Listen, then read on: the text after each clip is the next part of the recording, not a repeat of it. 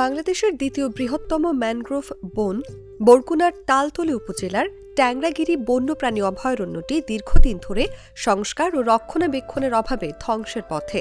বনে প্রবেশে খালের উপর নির্মাণাধীন ট্যাংরাগিরি সেতুর উচ্চতা সংক্রান্ত জটিলতায় ৩ বছর ধরে বন্ধ সেতুর নির্মাণ কাজ।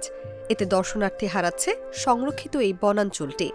এখানে পারাপার হতে দীর্ঘ সময় অপেক্ষা করতে হয়, কারণ হচ্ছে একটি খেয়া আছে এবং ব্রিজটি কিন্তু অসম্পূর্ণই রয়েছে এবং সেই খেয়ার লোক ডাকার পর তিনি আসছেন এবং আমরা ঝুঁকি নিয়ে পারাপার হয়েছি। এক ধরনের ছোট একটি খেয়া।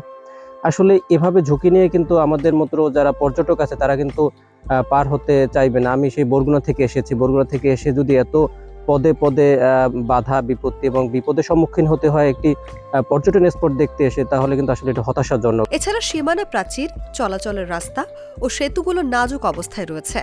তবে বন্যপ্রাণী অভয়ারণ্য কেন্দ্রটির সব সমস্যা নিরসনে দ্রুত প্রয়োজনীয় ব্যবস্থা নেওয়া হবে বলে জানিয়েছে বরগুনা বন বিভাগ ও জেলা প্রশাসন। সকিনা ট্যাংরাগিরি ইকো পার্কের মূল অন্তরায় যেটা উন্নয়নে, সেটা হলো ব্রিজ। এই ব্রিজটা না থাকার কারণে ওপারে যারা পর্যটক আসেন তারা আপনার ঠিকভাবে যাতায়াত করতে পারে না, যার জন্য এটার বড় অন্তরায় এটাই। তারপর রাস্তাঘাটের যে বেহাল দশা, আমরা ইতিমধ্যে যেগুলা রাস্তার মধ্যে কালভার্ট আছে তার এস্টিমেট দিয়ে দিয়েছি। এগুলো আমরা অচিরেই কালভার্টগুলা চলাচলের উপযোগী এখনই আছে, এগুলো আর উন্নয়ন করা হবে। আর আমাদের গত রেমালে আমাদের হরিণ বেষ্টনীর প্রায় ৬০ ফিট ওয়াল ধসে গেছে।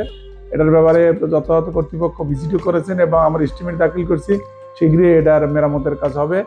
খোঁজ নিয়ে জানা গেছে, বাংলাদেশ সরকারের পরিবেশ, বন ও জলবায়ু পরিবর্তন মন্ত্রণালয়ের ইকো ট্যুরিজম সুযোগ বৃদ্ধি শীর্ষক কর্মসূচির আওতায় তালতলীতে একটি ইকো পার্ক নির্মাণের উদ্যোগ নেয়।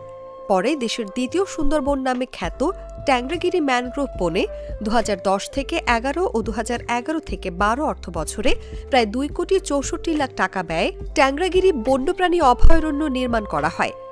ভেতরে দর্শনার্থীদের চলাচলের সুবিধার্থে নির্মাণ করা হয় প্রায় ৪.৫ কিলোমিটার দৈর্ঘ্যের ইটের সড়ক।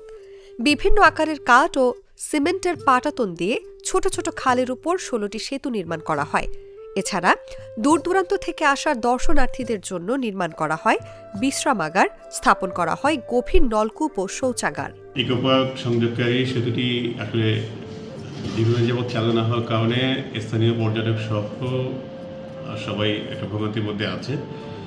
ওইটা আমি আসা অনেক আগেই এই ব্রিজটার কাজ শুরু হয়েছিল। আমি যেখানে জেনেছি ফাইলপত্র পড়ে এবং সেই যারা আছে তার সাথে কথা বলে যে এটার ভার্টিক্যাল ক্লিয়ারেন্স বাড়ানোর জন্য এটা ডিজাইন ভেরিয়েশন করা হয়েছে।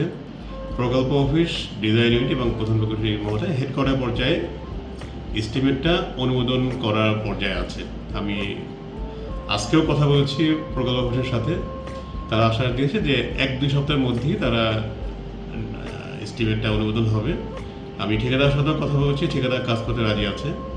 এস্টিমেট অনুমোদন পেলেই আমরা হয়তো ১ মাসের মধ্যেই আমরা কাজ শুরু করতে পারবো ইনশাআল্লাহ। সরেজমিনে তালতলীর ট্যাংরাগিরি ঘুরে দেখা যায়, বনাঞ্চলটিতে প্রবেশের আগে একটি ছোট খালের উপর থাকা একমাত্র সংযোগ সেতুর মাঝের অংশের নির্মাণ কাজ বন্ধ দীর্ঘদিন ধরে।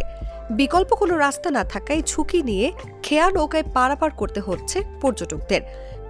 ট্যাংরাগিরি ওয়াইল্ড লাইফ সেঞ্চুরি এটা একাধারে বন্যপ্রাণী সংরক্ষণের ক্ষেত্রে কাজ করছে, পাশাপাশি এটি পর্যটনের জন্য একটি অত্যন্ত সমৃদ্ধশালী একটা এরিয়া। আমাদের বরগুনার জন্য বিশেষ করে প্রতি বছর অনেক পর্যটন সেখানে যায়।